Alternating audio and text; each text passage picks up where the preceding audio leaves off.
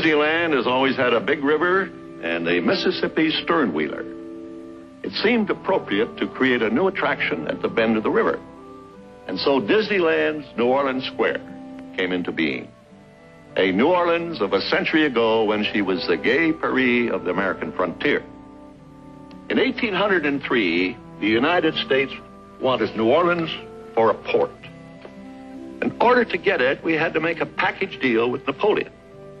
He insisted that we buy the peripheral area. So we threw in an extra $1 million and ended up with 800,000 square miles. The Louisiana Purchase was probably the greatest real estate deal of all time. It included all of this territory from the Gulf to Canada. Total cost, $11 million. And by the way, Disneyland's New Orleans Square alone cost $15 million. But of course, a dollar went much further in those days. It was a gala day when we officially opened New Orleans Square. We had a real jubilee, Southern style.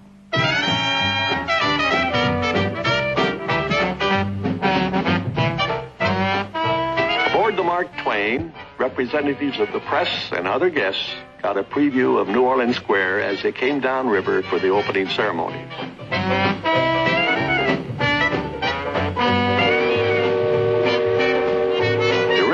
Architecture and atmosphere of old New Orleans of the 1850s has been retained. The narrow winding streets, intimate courtyards, and the iron-laced balconies are authentic in every detail.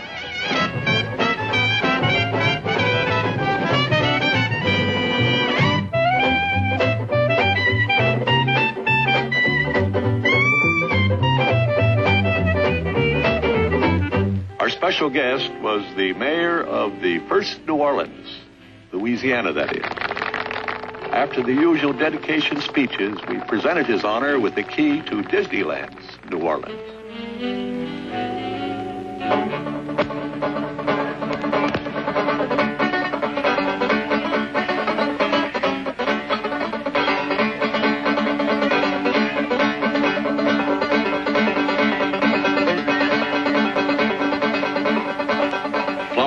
The tradition of old New Orleans add color to the streets and courtyards.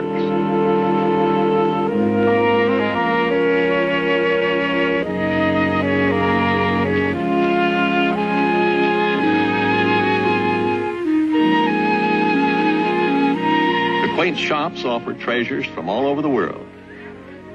Craftsmen create articles in silver, stained glass, and many other materials.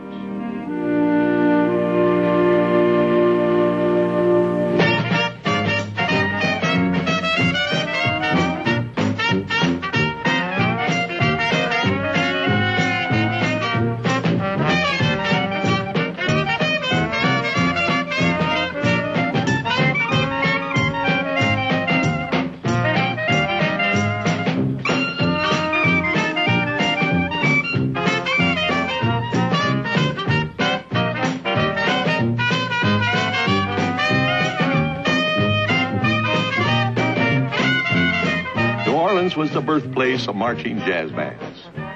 Here in Disneyland's New Orleans Square, this tradition is an everyday occurrence.